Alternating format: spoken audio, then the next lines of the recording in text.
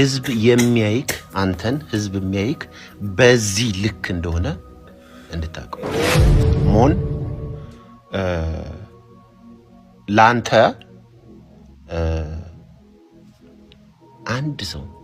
አንድ ሰው ድምጽ አሉ በዚህ ደረጃ የወረደ ህይወት ስትኖር እንደነበር የምታውቀው በዚህ በአንተ መታሰር የተፖሰተ የፌደራል ፖሊስ እዛ ፔጅ ላይ እንደዛ አይነት ላይክ በፔጁ ሂስትሪ ታይቶ አይታወቅ። ሴትን መስደብ ብራንድ ሊሆን አይገባም። እነ ጆሲ ሲታሰሩ የሰደብካት ልጅ ራሱ ስትታሰር ድምጽ የሆናት ሰው ነበር ባይዘይ። እነ ያዶናይ ሲታሰሩ ድምጽ የሆናቸው ሰው ነበር ባይዘይ።